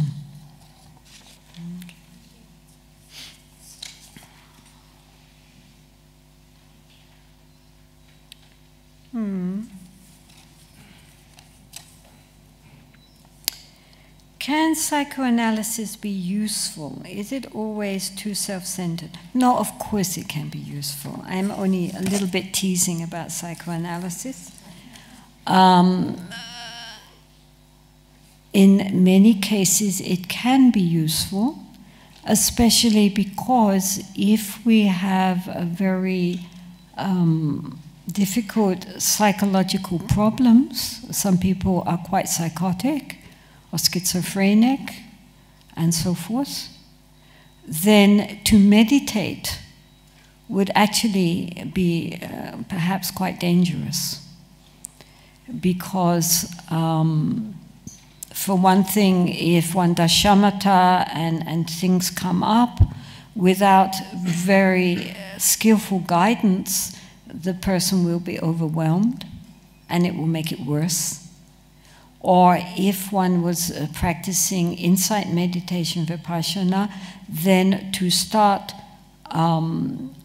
dissecting a sense of ego, which in itself is still very sick and in pain, could cause more problems. So unless one has very, very skillful meditation guidance, it is often better for people, if they have really heavy psychological problems, first to get at least to the point where the ego is a little more healthy. Because we cannot dissect the ego if we have an unhealthy ego. It just creates more problems. And this is, you see, when people meditate sometimes, they end up worse than they started. Because they haven't had skillful guidance, and because it's uncovering layers of their consciousness which they cannot deal with. So I think, especially if you have a psychotherapist who is also a Buddhist, and many psychotherapists are Buddhists nowadays. I mean, sometimes, one time in Australia, I was asking the audience who here is in the, you know, psychological discipline, psychotherapists, psychiatrists, etc. And probably about 2/3 picked their hands up. So there is a tremendous interest now in these disciplines towards understanding the mind from a Buddhist perspective. And many Buddhist teachers now are also trained in psychotherapy. So sometimes that can be very helpful for people. Not everybody. I mean, in America, I've never met anyone who doesn't have a psychotherapist. I mean, it's sort of like your dentist, you know, and everybody talks about their psychotherapist and recommends different ones to different people. Not everybody needs a psychotherapist. The majority of us probably don't, but some people do. It would be helpful for them. Psychotherapy is for helping us to balance our sense of self and get a more healthy sense of self.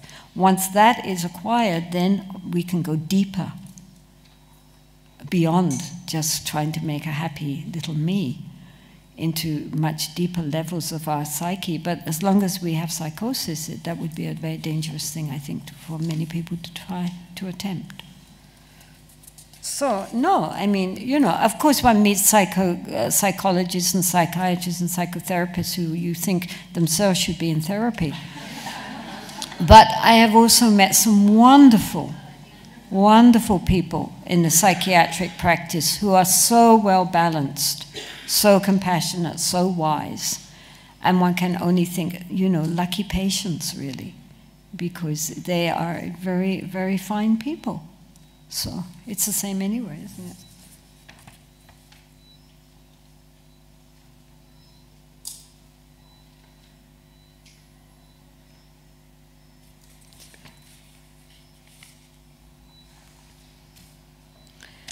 Oh, yes. Well, this is always a problem. How not to kill insects when gardening. Well, no, this is a problem, you know, for people. For example, when cutting grass, etc. I think that the best that one can do is to try to be very careful. And, you know, if you see an insect, to be sure to avoid it, put it out the way. And to, as much as possible, it's definitely not to spray insecticides on plants, and to, as much as possible, be ecologically sound in our gardening. This is samsara. This means this is the round of birth and death, which the Buddha said by its very nature is dukkha, is suffering. We cannot expect that it is going to be a perfect environment. It is not. Beings come into birth and they die constantly. The best we can hope for is that we try to remain as harmless as we can within the context of our lives.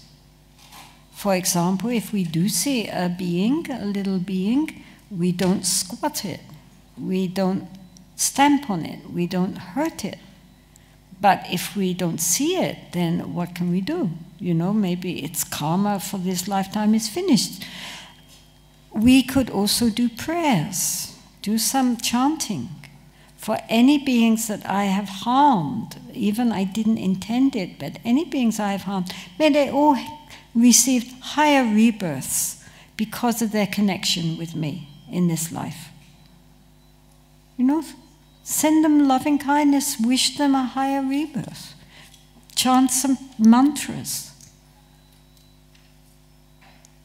Isn't it? We do the best we can, but this is not a perfect world. And even though we do our best to be harmless, sometimes we do harm, but we don't rejoice in that. If we kill something, we're not pleased we killed it. We regret it, and we pray for their higher rebirth next time because of their connection with us in this lifetime. May you know, if you see an insect that died, then, you know, say some mantras and blow on it. And wish it a higher birth. So in that way, we are still, even when we are doing things which, you know, is unfortunate, we don't know the results of that. Maybe that as a result of that being killed by us, then they will have a higher birth. Then isn't that wonderful? You know, you can't know, we don't know. We only see a small part of the whole chain.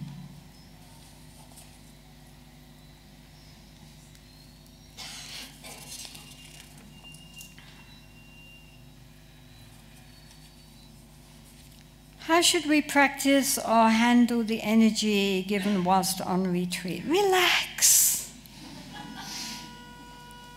Just relax the mind.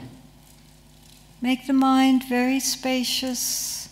Allow whatever is happening to manifest and just be relaxed but aware. And be happy.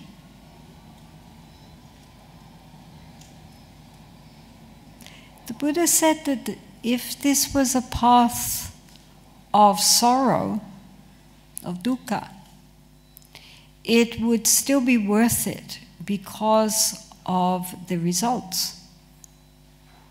But he said it is not a path of sorrow, it's a path of joy. And therefore, all the more reason why we should practice. So remember that, you know, if we are sincerely practicing, things become lighter and clearer, and there is a joy. And, you know, when energies come, then allow them to manifest. But just don't try to do anything with it. Just be with it and relax and enjoy.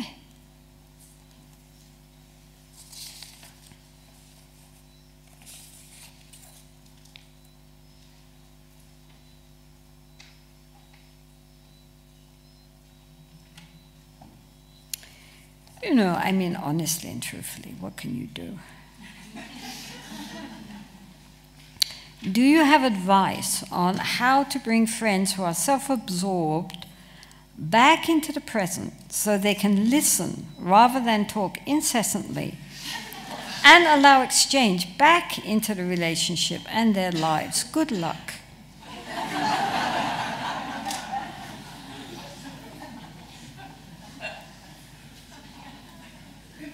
You know, the question is not how to bring our friends back from being self-absorbed into the present and so they can listen, but have we brought ourselves back into the present and are not so self-absorbed and we can listen? That's the point. We cannot change others. Our only hope is to change ourselves. So if they're incessantly talking, okay, listen. Right? And she's talking about they need to learn to listen, so then we can learn to listen. They're helping us by incessantly talking.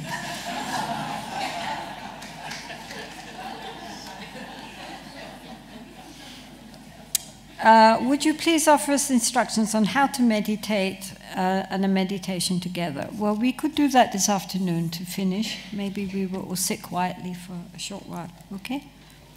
Okay, so now it is lunchtime. And so we will see you at 2 o'clock.